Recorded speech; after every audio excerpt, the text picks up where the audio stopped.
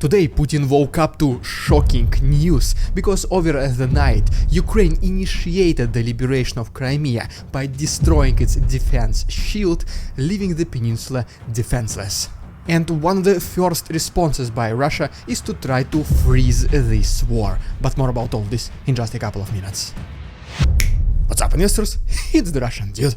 And let's get straight to the point and talk about some ridiculous Russian propaganda. Yesterday, if you remember, there was this small video clip of Sergei Shoigu being extremely indecisive, and today, apparently, the top Russian media channels, they deleted his entire interview from their websites.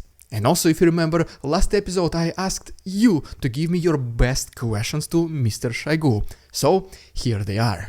The first one is, Mr. Shoigu, how does a country suffer multiple naval losses to a country with no strong navy? The second one is, Mr. Shoigu, how many tanks does Russia have left?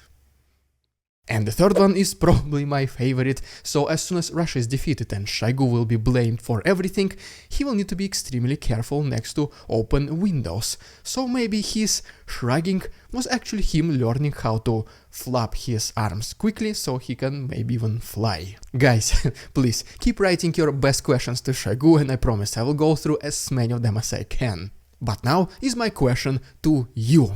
Will you watch my next episode? And if your answer is then I hope you'll be more decisive than Mr. Shoigu, and I want to see personally you tomorrow. And for this, please consider liking this video and subscribing to my channel so you do not miss my next episode. Also, we're just like 10 people away from 8,000 on my Instagram, so please feel free to follow it as well. The link is down below. But okay, now let me give you just a one sentence about each country, and then we'll talk about update from the east and south of Ukraine. And ultimately, we'll finalize everything by talking about the situation in Crimea. And so yes, first of all, Ukraine for the very first time was celebrating the Day of the Tank Forces, and Zelensky personally congratulated his soldiers. And in the meantime, Russia, if you remember, for the last couple of days, Putin was meeting with the leader of North Korea, Kim Jong-un. And this is the picture how Putin was looking like a couple of years ago versus him right now. I mean, imagine your leader succumbing to a North Korean, not president, but you know what I mean. So yeah, how times change people, right? And so yes, now as promised, a very quick update from the east before moving to the south. But first of all, let's make a quick stop in Saratov, where the local gas pipeline spontaneously bursted and self-ignited, according obviously to local authorities. And as we go back to Ukraine and refer to the report by the Institute for the Study of War, Russians and Ukrainians continue clashing combat activities along Kupiansk-Svatovo Crimea front line, and Russians reportedly did not make any significant gains, while in the meantime Ukrainians had some progress next to Bakhmut. But then we have the report from the Ukrainian front lines, which claims that they were able to destroy an entrenched positions of Russians along with their assault groups next to Liman Pershey.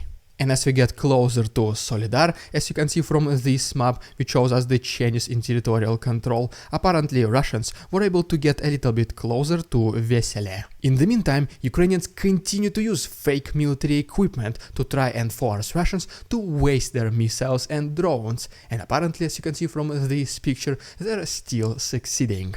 And then we have a statement from the General Staff of Ukraine, which claims that Ukrainians have some partial success next to Klishivka, Andriivka and Kurdyumivka, located to the south of Bakhmut, with the heaviest reported fighting recently happening in the eastern parts of Klishivka, which basically means that Ukrainians almost completely threw Russians away from this settlement. There are even significant battles happening right now in Andriivka, and even according to Russians in this area, Ukrainians are pushing extremely hard, and Russians are barely holding their positions. It is a little bit way too early to tell about the full liberation of Andriivka, but Ukraine is getting there. But as you can see, according to this map, Ukrainians indeed advanced extremely close to the city's center. And speaking about Bakhmut itself, Ukrainian Special Forces Kraken did another extremely successful raid in the western outskirts of the city. They even released us this video showing this raid in bigger details, but unfortunately YouTube still forces me to censor my footage. That is why if you want to see the full uncensored version, along with my fully uncensored episodes, they'll be available on my Patreon. The link is down below. There's still 1 week of free access. And ultimately, Ukrainians were able to destroy an entrenched position of Russians along with the assault group next to Opetne, which brings Ukrainians a little bit closer to Donetsk airport. But okay, and now let's switch our attention to the south before talking about Crimea. And first of all, according to the report by the Institute for the Study of War, the main combat activities are still happening in between Donetsk and Zaporozhye regions and also in the western Zaporozhye region. And as you can see from this map, Ukrainians were able to make minimal gains closer to Verbovy and also expand their liberated territories. At the same time, Russians continue their attacks against civilian areas, and this time Kherson region was targeted by Russian missiles and drones. And just overall, in the last 24 hours, Ukrainians were able to intercept 17 out of 22 Russian Shahed drones. But without a doubt, the most significant events of the last 24 hours happened in Crimea, specifically in Yevpatoria, where during the night between 13th and 14th of September, locals were awakened to multiple extremely loud sounds. And apparently, later it became known that Ukrainians were able to destroy the entire Russian air defense complex called Triumph, which is worth approximately $1.2 billion. And in order to achieve this, Ukrainians had to use several drones and also modified naval missiles called Neptune. And according to the Defense Intelligence of Ukraine, first they had to destroy the eyes of this system, which are basically radars and antennas. And then, when the air defense was completely blind, this is when they were started targeting the actual S-3400 and S-400 air defense systems. For a very long time, Russians were hesitating to admit that it was completely destroyed, but soon we received these satellite images, which show us the comparison of before and after, which leaves us absolutely no doubt. And the significance of these events in the combination of the last couple of days when Ukrainians were able to destroy a Russian submarine, Rostov-on-Don, and a Russian landing ship called the Minsk, is that Ukrainians practically destroying the shield covering Crimea. And if you remember, back on August 23rd, another Russian air defense system called Triumph was destroyed, along with the radar called Podlyot K1. And just because of the events from August 23rd, this is exactly why Ukrainians were able to target the submarine and the landing ship a couple of days ago. And so last night, another air defense system of Russians has been destroyed, so most likely in the near future we will see even more attacks against the Crimean peninsula, because right now it becomes extremely vulnerable. And don't forget that in the beginning of this week, Ukrainians also re-established the control over the boycott towers, these oil drilling stations in the Black Sea, meaning that Crimea right now is pretty much defenseless and Putin does not like it. But wait, there is more. Last night Ukrainians also reportedly used at least 5 naval drones to attack the Russian ship in the Black Sea, Sergei Shoigu. And according to the Ministry of Defense of Russia, obviously every single one of these drones has been destroyed. But Ukrainians did not stop here. They continued targeting Russian ships, and reportedly a couple of them were even damaged, including the patrol ship of Russians called Vasily Bykov. And in confirmation of this, the Defense Intelligence of Ukraine released us this video, which shows us the Ukrainian drone approaching one of Russian ships and doing it quite successfully.